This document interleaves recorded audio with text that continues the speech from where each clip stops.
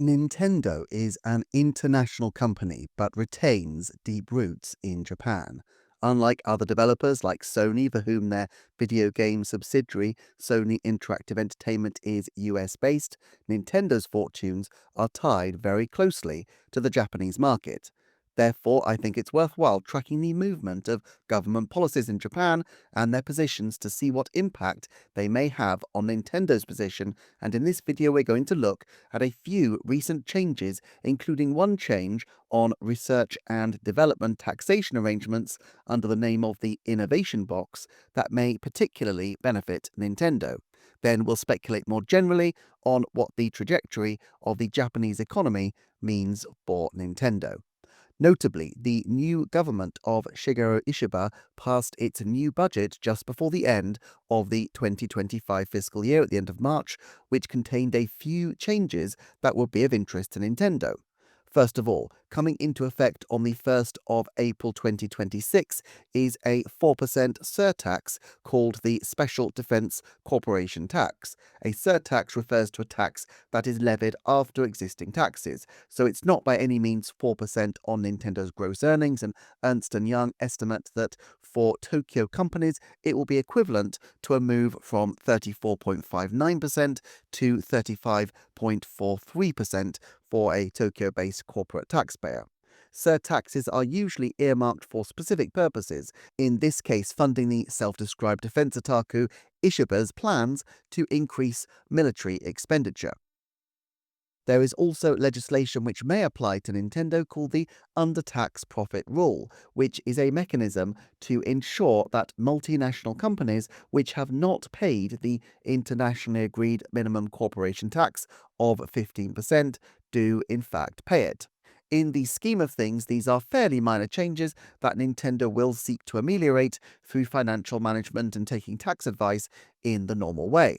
There are also, though, some changes that may be of benefit to Nintendo, such as the extension of the reduced corporation tax rate for small and medium-sized enterprises. While Nintendo themselves are obviously in no way small, many of their collaborators, from game development teams to subcontractors for all kinds of needs from game music to conveyancing to testing, may be in a stronger position and therefore may be able to avoid increasing charges which Nintendo would ultimately pay. However, the most intriguing innovation that might affect Nintendo must surely be the aforementioned Innovation Box.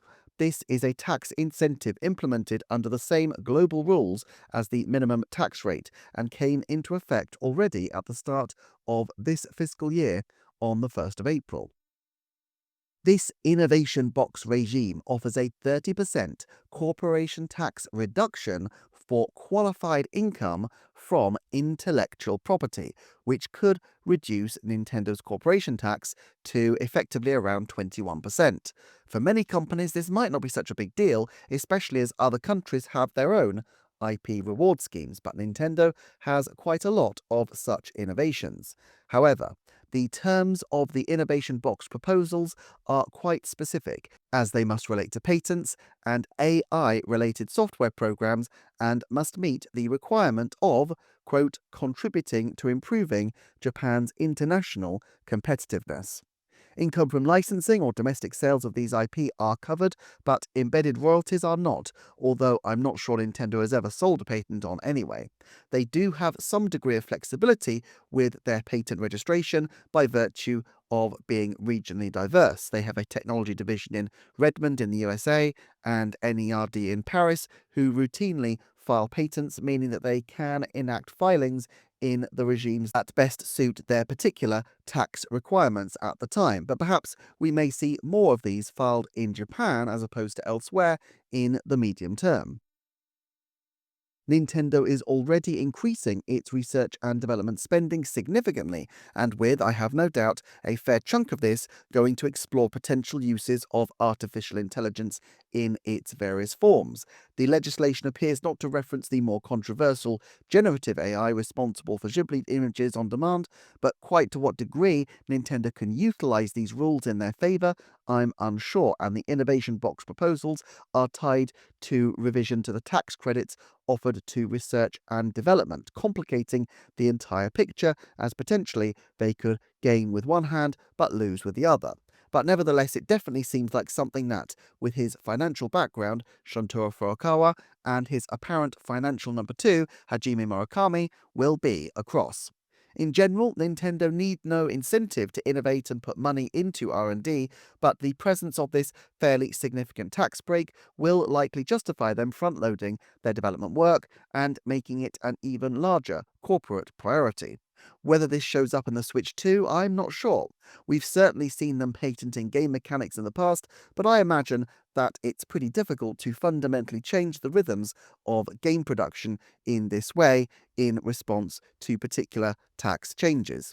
One option might be to decide to increase the number of game prototypes of strange and unusual technologies and then hope to utilize new partnerships to put them into effect as games. Dragalia Lost appeared to start with Nintendo making partnerships based on a technology that they had already developed, and therefore they partnered with Cygames, who fleshed out the world and the lore of this title.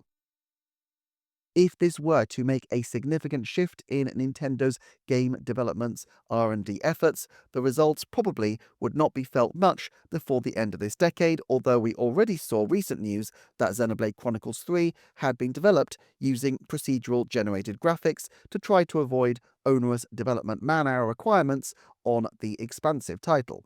We shouldn't ignore the possibility that the suggestion itself will spark new ideas as well.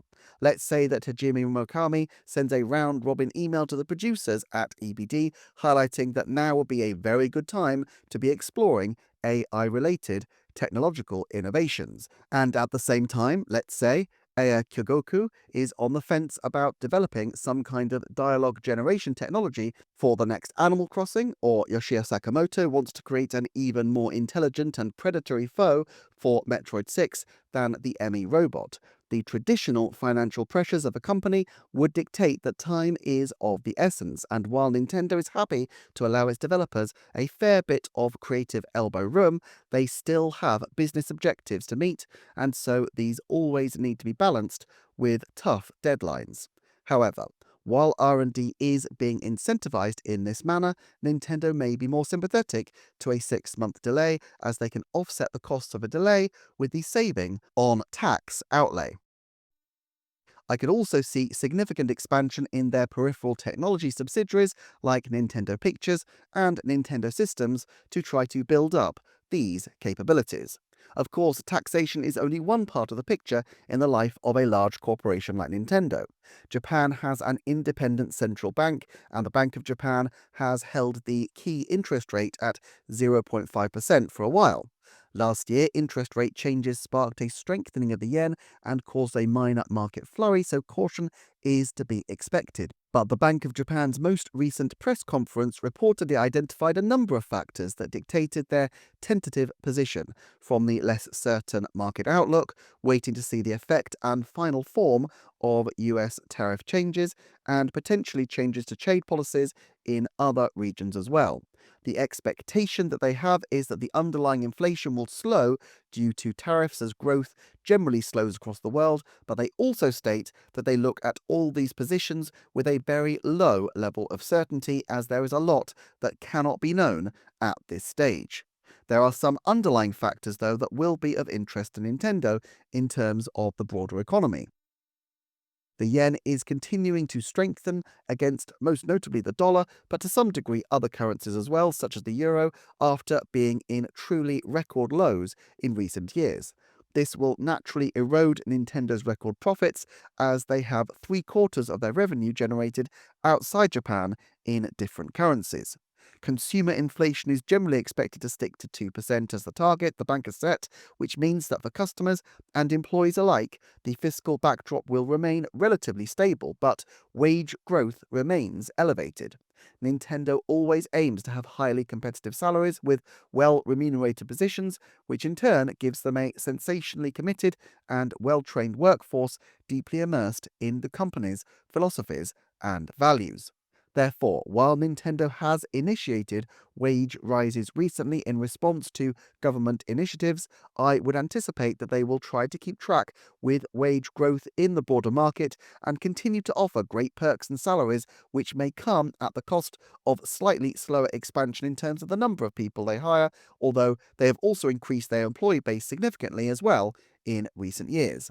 The risk is that economic uncertainty will oblige people to consider personal expenditure savings, and the Switch 2 will therefore be on the chopping block in terms of people's wish to purchase the system. But as I've covered elsewhere previously, it is often the case that in downturns, video games expenditure is fairly well protected, as while these systems are expensive outright, on a per hour basis, staying in and playing games is often a far more affordable mode of entertainment than many others that are available.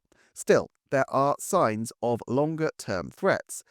Notably, the rice price, which despite its comically rhyming name, has a sober historical significance to Japan beyond the obvious fact that it is a food staple. In 1918, there were rice price riots, and around 95% of Japanese consumers in a 2024 survey ate rice on at least one meal per day, so even small changes in these prices represent gloomy omens indeed. Ultimately, Nintendo is a multinational corporation with a fairly large degree of flexibility, so I would not anticipate that any single measure will move the dial too hugely for them. But it is interesting to keep an eye on the weather over Japan and to see what risks and opportunities future changes may bring. If you enjoy the channel, please do check out the Patreon, where there's a free feature-length podcast on Nintendo's founder, as well as other great features and early access content on the paid tier.